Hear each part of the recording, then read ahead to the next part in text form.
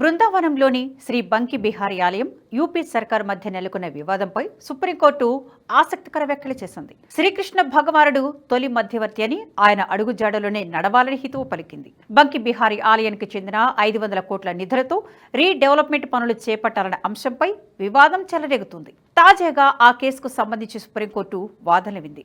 శ్రీకృష్ణుడు తొలి మీడియేటర్ అని, ఈ సమస్యను మధ్యవర్తిత్వం ద్వారా పరిష్కరించుకోవాలని కోర్టు సూచించింది. రాష్ట్ర ప్రభుత్వం, ఆలయ ట్రస్టు మధ్య ఉన్న వివాదం పరిష్కారం కోసం కమిటీని ప్రతిపాదిస్తున్నట్లు సర్వోన్నత న్యాయస్థానం తెలిపింది. ఆలయ నిధులను రహస్యంగా వినియోగించే పద్ధతిని సుప్రీంకోర్టు వ్యతిరేకించింది. ఈ అంశంలో యూపీ సర్కార్ వైఖరిని కోర్టు తప్పుపట్టింది. జస్టిస్ సూర్యకాంత్, జస్టిస్ జోయిమాలా బాగ్చి ఈ ప్రతిపాదన చేశారు. ఆలయ నిధులను వాడుకోవాలని మే 15వ తేదీనిచ్చిన తీర్పును ఉపసంహరించుకోవాలని సుప్రీం తెలిపింది. గతంలో ఇచ్చిన తీర్పును రద్దు చేస్తున్నట్లు చెప్పింది. ట్రస్టీ సభ్యులు మాజీ హైకోర్టు జడ్జి లేదా సీనియర్ రిటైర్డ్ న్యాయవాది ఉంటారని పేర్కొంది. యూపీ ప్రభుత్వం ఇటీవల ఆలయ పరిపాలనను ప్రభుత్వం నియమించిన ట్రస్టుకు అప్పగిస్తూ జారీ చేసిన ఆర్డినెన్స్ పై చట్టపరమైన సవాలును లేవనెత్తారు. ధర్మాసనం ఈ విషయాన్ని విచారణకు స్వీకరించి లక్షలాది మంది భక్తులు సందర్శించే ఆలయాన్ని ప్రైవేటుగా పరిగణించలేమని పేర్కొంది.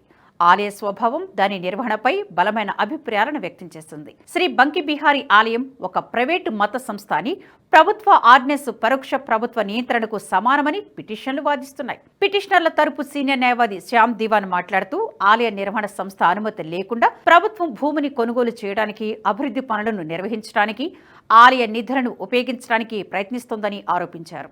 ఈ వాదనను ప్రతిఘటిస్తూ జస్టిస్ సూర్యకాంత్, లక్షలాది మంది భక్తులు సందర్శించే మతపరమైన స్థలాన్ని మీరు ప్రైవేట్ ఆలయమని ఎలా పిలుస్తారు? దేవత ప్రైవేటుగా ఉండకూడదు, నిర్వహణ మాత్రమే ప్రైవేటుగా ఉంటుందని స్పష్టం చేశారు. ఆలయ నిధులు ఆలయ అభివృద్ధికి ఉపయోగించకుండా వ్యక్తుల జేబులోకి ఎందుకు వెళ్లాలని ధర్మాసనం ప్రశ్నించింది. ప్రభుత్వం ఆలయ డబ్బును దోచుకోవాలని భావిస్తున్నట్లు కనిపించడం లేదు. వారు దానిని అభివృద్ధికి ఖర్చు చేస్తున్నారు అంటూ కోర్టు వ్యాఖ్యానించింది. కమిటీ ఆదేశాల మేరకు ఆలయ వ్యవహారాలు కొనసాగుతాయని కోర్టు తెలిపింది. బంకి బిహారీ ఆలయ పునరుద్ధరణ కోసం వినియోగించే నిధులపై తాత్కాలిక కమిటీకి అవకాశం ఇవ్వనున్నట్లు కోర్టు వెల్లడించింది. బంకి బిహారీ ఆలయాన్ని 1862లో నిర్మించారు. అత్యధిక సంఖ్యలో భక్తులు ఈ ఆలయాన్ని సందర్శిస్తూ ఉంటారు. శిబాతీయులు ఈ ఆలయాన్ని నిర్వహిస్తున్నారు. వారసత్వ పురోహితులు అక్కడ పూజలు, నిర్వహణ చేస్తున్నారు.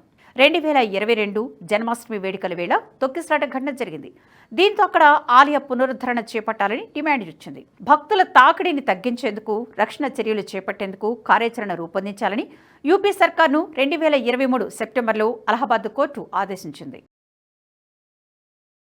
ఈ వీడియో మీకు నచ్చినట్టయితే లైక్ చేయండి, 10 మందికి షేర్ చేయండి. అలాగే కామెంట్ల రూపంలో మీ అభిప్రాయాలను మాతో పంచుకోండి. Nationalist hub group of channels ను సబ్స్క్రైబ్ చేసుకుని తెలుగునాట జాతీయవాద జర్నలిజాన్ని ప్రోత్సహించండి. ఈ వీడియో కింద ఉన్న బెల్ ఐకాన్ పై క్లిక్ చేయడం మర్చిపోవద్దు.